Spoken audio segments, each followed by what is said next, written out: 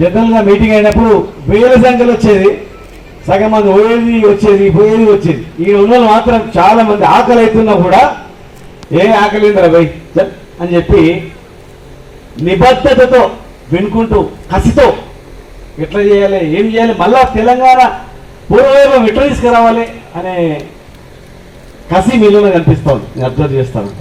సరే పెద్ద మనుషులు ఇట్లా పోతుంటూ వస్తారు, అది వేరే విషయం. కానీ ముఖ్య కార్యకర్తలు, ముఖ్య నాయకులు అందరూ కూడా ఈరోజు ఎంతో బెంగతో ఉన్నారు. అయ్యో ఎంత పని అయిపోయారా. గా పెద్ద మనిషి ఏం పేరు, ఎవరే గా మధ్యలో పెద్ద మనిషి ఎవరు, అసలు పల్లె. ఆ పెద్ద మనిషికి ఇప్పుడు మైకి ఇస్తే మేము చెప్పినాను కదా ఎక్కువ చెప్తాడు. ఎందుకంటే మనం అందరం వింటుంటే కష్టంలో ఉన్నాడు, అబద్ధాలు చెప్పింది నవ్వుతున్నాడు. పెన్షన్ ఏమే 4,000 అంటారు, నవ్వుతున్నాడు. వచ్చిందా అంటే నవ్వుతున్నాడు. రైతు బంధు వచ్చిందా అంటే నవ్వుతున్నాడు. ఇవాళ అందరికి కూడా ఏమైపోయింది, జోకులాగా అయిపోయింది. ఈ పథకాలు అవుతాయా కాదా అంటే ఇప్పుడు చిన్న చిలకా శాస్త్రం చెప్పాల్సిన అవసరం లేదు. ఏ ఊళ్ళో అడిగినా అవుతాయా అంటే ఒక్కరు కూడా అమలు అవుతుంది అని చెప్పరు. అంటే అలాంటి అమలు కానీ హామీ చెప్పేసి అధికారంలోకి వచ్చారు. కానీ మీరు కూడా ఆ హామీ అవుతారని ఇప్పుడు అనుకుంటున్నారు, ఇప్పుడు అనుకుంటున్నారు ఏ అవే కానీ కాదని. అది ఆ రోజు కూడా ఇది అయితే కాదని ఆలోచన చేసి మనకి పరిస్థితి వచ్చేది కాదు. ఈ పార్లమెంట్ పరిధిలో జరుగుతుంటే హనుమాడ పోతేనేమో సేల్ వెళ్ళిపోయినాయి, కొత్త పోతేనేమో ఒక్కొక్కసారి నీళ్ళు లేవని చెప్పేది. ఇక్కడ నారాయణపేటలో, కోయిల్కొండలో 10 ఏళ్లలో ఎప్పుడైనా సేల్ వెళ్ళిపోయినావే చూసిరా? 10 ఏళ్లలో ఎప్పుడైనా నీళ్ళు వస్తలేవని కొట్లాడినరా? నీళ్ళ ధర్నాలైనాయా? 10 సంవత్సరాల్లో తాగడానికి నీళ్ళు అని ధర్నాలైనాయా? 10 సంవత్సరాల్లో మాకు బోర్లు అయింది నీళ్ళు అని అడిగినరా ఎవరైనా? ఒక కౌన్సిలర్ దగ్గర కూడా అడగలే, బోరు కావాలి, నీళ్ళు వస్తలేవు, కరెంట్ వస్తలేవు. 50 సంవత్సరాలు ప్రతి సంవత్సరం ఈ సమయంలో కరెంటు లేదని చెప్పి ధర్నాలు అవుతుండే, ట్రాన్స్ఫార్మర్ల కాడ గొడవలు చేస్తుంది, సబ్ స్టేషన్లో ముట్టడి చేస్తుంది. ఒక కరెంట్ ఈ ఊరికి వచ్చిందంటే లోపల గ్రామ పంచాయతీ నుంచి పూజ చేస్తుంది, నువ్వు కరెంట్ వస్తలేదు. ఊళ్ళలోకి రావాలంటే భయపడుతుంది. 10 ఏళ్లలో కరెంటు ధర్నాలు అయినాయా? మంచినీళ్ళ ధర్నాలు అయినాయా? ఎవరికైనా చెప్పండి. ఏమేమి దుస్థితి వచ్చినాయా?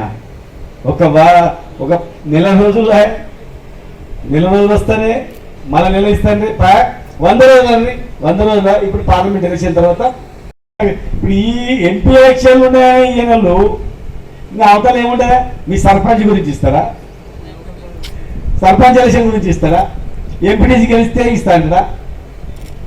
అప్పుడు మళ్ళా కదా అంటున్నామండి. ఎమ్మెల్యే గెలిచి అధికారంలోకి వచ్చిన తర్వాత నెక్స్ట్ వాళ్ళకు జాతీయ పార్టీలు కనుక పార్లమెంట్ ఎలక్షన్ ఉంటుంది. అసలు సిసలైనటువంటి ఎలక్షన్ అప్పుడే, ఎలక్షన్ ముందరనే ఏం చేయని వాళ్ళు ఇదంతా అయిపోయిన తర్వాత చేస్తారా? ఎట్లుంటే అప్పుడు ఓడ దాటినాక బోడి మల్లన్న లాగుంటుంది.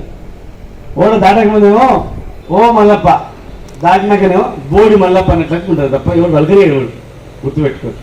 కనీసం ఆ 2000 పెన్షన్ పోకుండా ఉండాలంటే, కనీసం మనం ఇచ్చినటువంటి రైతు బంధు 15,000 చేయకుండా కనీసం 10,000 ఉండాలంటే, కనీసం ఉచిత కరెంట్ ఉండాలంటే, చనిపోయిన రైతుకు 5 లక్షల రైతు బీమా ఉండాలంటే,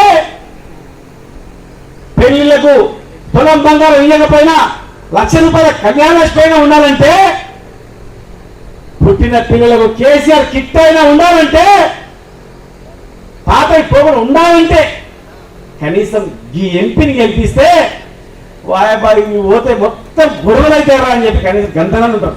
కొత్త చేయకపోయినా కానీ ఉన్న వ్యక్తినైనా కామ్ ఉంటారు, లేక చేస్తాం ఎప్పుడు పోతామని అంటారు. కానీ ఎంపీ ఎలక్షన్లో కూడా మీరు పొరపాటు చేస్తే ఇన్ని అబద్ధాలు ఆడినా మనల్ని గెలిపించారు. మళ్ళీ ఇన్ని అబద్ధాలు మళ్ళీ డిసెంబరు ఆగస్టు అని చెప్పినా మళ్ళీ గెలిపించారు. ఇక అప్పుడు చంద్రమండలాన్ని కింది దింపుతాం, ఇక సూర్యమండలానికి టూర్ పెడతాం, మొత్తం ఆకాశాన్ని కిందికి భూమి కిందిని చేస్తాం, ఇక మొత్తం అద్భుతాలు చేస్తాం, స్వర్గం చేస్తాం అని చెప్తారు. మీరు స్వర్గమైనట్లు కళలు కనాలి, దాన్ని కానీ మళ్ళీ పోవాలి. ఇక తప్ప ఏం జరగదు. అర్థమైందా?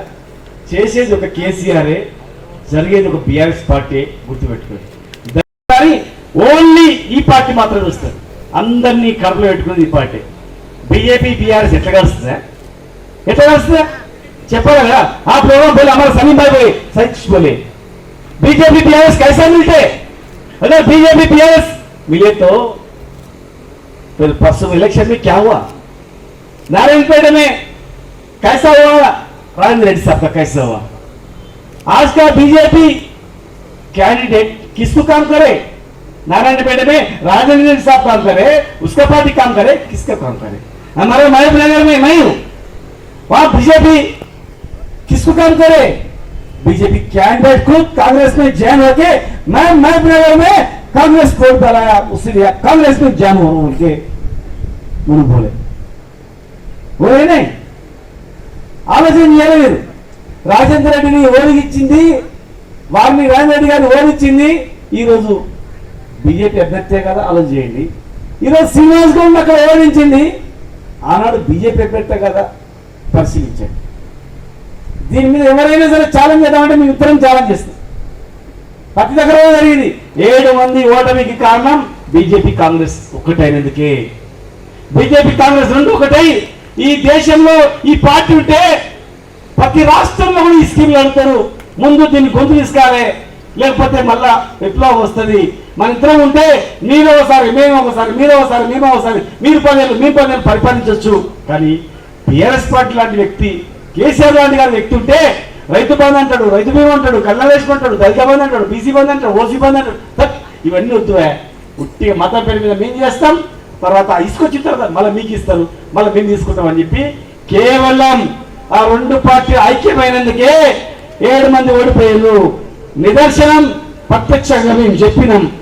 కావాలంటే దీనిపైన ఏ సవాల్కైనా సిద్ధం. మీ ఇద్దరం ఇలా లేని పోని మాట్లాడుతూ ఉన్నారా? నోటికి వచ్చినట్లు పచ్చి అబద్ధాలు. మమ్మల్ని ఓడగొట్టడానికి, టీఆర్ఎస్ పార్టీని ఓడగొట్టడానికి, రాష్ట్రంలో ఓడగొట్టడానికి, జిల్లాలో ఓడగొట్టడానికి ఈ రెండు పార్టీలే ప్రధానంగా ఐక్యమై కుమ్ముకై మాట్లాడుకొని ఎవరిని డివైడ్ చేయాలా? ముస్లింలను మనసు బాగాలంటే ముస్లింలు ఎట్లా డివైడ్ చేయాలా? దళితులను డివైడ్ కావాలంటే దళిత బంధు పేరు ఎట్లా డివైడ్ చేయాలా? బీసీలను ఎట్లా బీసీ బంధు పేరు డివైడ్ చేయాలా? రెడ్డిలను ఎట్లా డివైడ్ చేయాలా? బ్రాహ్మణులను ఎట్లా డివైడ్ చేయాలా? కులాల వారిగా, మతాల వారిగా, వర్గాల వారిగా, జాతుల వారిగా, జిల్లాల వారిగా, కాన్స్టిట్యూన్సీ వారిగా ఒక్కొక్క అభ్యర్థిని ఒక్కొక్క రకంగా దుష్ప్రచారాలు చేసి అధికారంలోకి వచ్చారు. మరి వచ్చి అమలైతే మేము కూడా సంతోషపడే వాళ్ళమే. కానీ ఒక్కటనే అమలైందా? ఒక బస్సు అంతకుముందు ఖాళీ తిరుగుతుండే. సరే ఏం చేయాలి భయ్ నింపుదాం అనుకున్నారు, లేడీస్ ఫ్రీ అన్నారు. ఇక మన అక్కోళ్ళు మంచిగా సరే కూరగాయలు మా హన్వాడలో ఉంది. నేను అడిగిన కూరగాయలు హన్వాడ నుంచే పోతాయి మహిళలు. కానీ మా అక్క పోతుందంట మహిళలు పోయి కూరగాయలు తీసుకొని వస్తుందంట. మా బావాళ్ళు కలిసిరు, ఏం చేయలేదు చూడడానికి ఇట్లా అవుతుంది, ఏం చేయాలి చెప్తే ఇంటలేదు. ఈ వాళ్ళని కూరగాయలు మళ్ళీ ఆలోచిస్తున్నారు అని చెప్పేసి. కూర మటన్ అంటే హన్వాడ మటన్ చాలా ఫేమస్. మహిళల నుంచి వచ్చి మటన్ తీసుకొని పోతుంది. మా అక్క చెప్తాను లేదు నేను మటన్ చేస్తాను ఆదివారం అని చెప్పి బస్సులో పోయి తీసుకొని వస్తుందంట. ఇక వాళ్ళకి వచ్చే కూలివా పనివా. ఇక బస్సులన్నీ ఆగుతావా అంటే పోయేటప్పుడు ఈడ ఆగిపోతుంది అనమాట. వచ్చేటప్పుడు మాత్రం ఇలా గుంపు చూసే వరకు ఆడాపుతున్నాడు, ఉరికే వరకే బస్సు వెళ్ళిపోతుందట. ఏమైనా నువ్వు పొద్దుగాల పోతుంది, గంట సేపులో చికెన్ మటన్ అంటివి, ఏమో మధ్యాహ్నం అయితే తెస్తలేదు అంటే ఏది బస్సు ఈడ ఆపది ఆడాపుతుడు ఆడుకునే వరకే ఈడ వచ్చి ఈడ బస్సు ఆపుతుంది. మళ్ళీ ఆ నుంచి వచ్చేవరకే ఇది వెళ్ళిపోతుంది. మళ్ళీ ఆడ బస్సు ఆపుతుంది.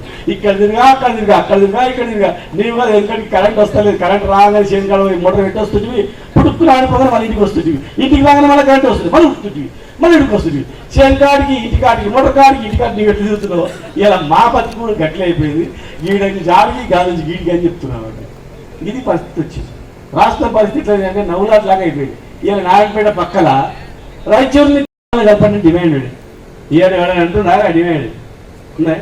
ఎవరికైనా పెళ్లికి భూమి అమ్మదం అంటే వాడు ఉండలేడు. ఊర్లలో 1 కోటి రూపాయలు 2 కోట్లు బాగా పెరిగా అని చెప్పి నువ్వు 10 ఎకరాలు ఉన్నాక రోజు లెక్క పెట్టుకుంటున్నాయి. పక్కన పొలం ఎంత పోయిందా అంటే 50 లక్షలకు పోయిందన్నా కానీ అబ్బా ఇంట్లో 5 కోట్లు రాసి పెట్టుకుంటున్నాయి. ఇట్లా ఇక మళ్ళీ పక్కన 60 లక్షలు పోయిందనగానే 10 లక్షలు పెరిగాయి అని చెప్పి రాసి పెట్టుకుంటుంది. ఎంత పోతుందా అని ఇప్పుడు 50 40 పోయింది, 40 30 పోతుంది.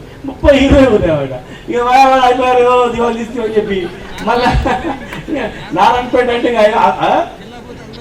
ఈ జిల్లా వాళ్ళు ఎవరు తీసి పడేసి ఫస్ట్ మున్సిపాలిటీ ఇది, రాష్ట్రంలోనే మొట్టమొదటి మున్సిపాలిటీ. ఇప్పుడు చూసిన రాయలు పెడతాం, అరే నాగనగర్లో సెంట్రల్ లైటింగ్, నాకు సెంట్రల్ లైటింగ్, ఆ చెట్లు పెట్టావు నీ చెట్లు పెడతా, ఆ కాల కలెక్టరేట్ ఆడ కలెక్టరేట్, నువ్వు హాస్పిటల్ నా హాస్పిటల్ పోటీ మీద తీసుకోపోయా. మున్సిపాలిటీలలో నీళ్ళ ట్యాంకర్లకు పైసలు నేను మున్సిపాలిటీని లక్షలు కోట్లు డిపాజిట్ తీసుకొచ్చి పెట్టి బ్రహ్మాండమైనటువంటి మార్కెట్, బ్రహ్మాండమైనటువంటి స్పోర్ట్స్ కాంప్లెక్స్, బ్రహ్మాండమైనటువంటి చేనేత సంబంధించినటువంటిది. మేము ఇద్దరం ఒకసారి మాట్లాడుకొని గోల్డ్ బిజినెస్ కూడా దుబాయ్ పోతారు కదా, గోల్డ్ బిజినెస్ కు హైదరాబాద్ నుంచి వచ్చినట్టు చేద్దాం, చీరలని బిజినెస్ ఇక్కడ పెడదాం, ఒకటే ఒక పెద్ద కాంప్లెక్స్ పెట్టి వ్యూవర్స్కి ఇద్దాం, అట్లాంటి ప్లాన్ చేస్తాం, పెద్దగా ప్లాన్. ఈయన మున్సిపాలిటీ ఎంతమంది వచ్చారో మా చైర్మన్ ఏమంటే 3 కౌన్సిలర్లు వచ్చింది సార్ అని. ఏమో ఎక్కడంటే జనం అంతా మన ఏమంటారు కానీ గల్ వేలు సార్ అని. సరిపోయి జనం అని ఉంటారు, ఎట్టి పరిస్థితి మన ఏమంటారు, పోయిన వాళ్ళు నెత్తిలో ఏమైనా దరిద్రం ఉంటే పోతారు. రేపు ఓట్లు మళ్ళీ రేపు మున్సిపాలిటీ ఎంత వచ్చే మీ ఎలక్షన్లే కదా. ఒక ఊరికి పోయాక పెద్ద మనిషిని ఎవరికి వేస్తాడో రైతులు అడితే చేయండిపోయినా మనకేస్తాడా వాళ్ళకి వేస్తాడా? అత్తకి ఇచ్చినావు బిడ్డకు ఇస్తా పెన్షన్ అన్నాడు, బిడ్డకు లేదు కోడలు లేదు ఎవరికి లేదు, ఉన్న అత్త పెన్షన్ కూడా వస్తలేదు అనుకో, ఎవరికి ఇస్తా అత్త? కోడలు ఎవరికి వేస్తుంది? రైతు ఎవరికి వేస్తారు? బీసీ బంధువా దళిత బంధువా మొత్తం ఎవరికి వేస్తారా? మళ్ళీ మనకి వేస్తారు. నాయకులు అయినంత మాత్రం ఏం కాదు, ఇక్కడ ప్రజలు మన వెంట ఉన్నారు, ప్రజలు మన వెంట ఉన్నారు, సంక్షేమ పథకాలు మన వెంట ఉన్నాయి. ఇలా కూర్చున్నాం సార్, గుర్తుపెట్టుకోండి, మనం నికాస్ అయినటువంటి నాయకులం. ఇక్కడ 7 మంది జవదాటలే, ప్రాణం ఉన్నంత వరకు జవదాటలం కాదు. ఒకడు కష్టాల్లో ఉన్నప్పుడు కాపాడటంలో మనం, సుఖం అనుభవించి బంధనం చేసేటువంటి నీచమైన సంస్కృతి ఉన్నది ఎవరు లేదు. ఆ రోజు కష్టాల్లో ఉన్నాం, మళ్ళీ కష్టాలను ఎదుర్కొంటాం, మళ్ళీ అధికారం తెచ్చి మీకు అందిస్తాం. అప్పటి వరకు మేము నిద్రపోం, గుర్తుపెట్టుకోండి. ఎన్ని కష్టాలు వచ్చినా భరిస్తాం, ఎన్ని అవమానాలు భరిస్తాం, ఎన్ని అబద్ధ ప్రచారం చేసినా భరిస్తాం, ఎంతమంది తిట్టినా భరిస్తాం, ఎంతమంది ఏం చేసినా భరిస్తాం. మేము మీ గురించి బతుకుతాం కనుక, ప్రజల గురించి బతుకుతాం కనుక, ప్రజల గురించి బతుకుతాం కనుకనే తెలంగాణ గురించి జైల్లో పోయినాం, కొట్లాడినాం.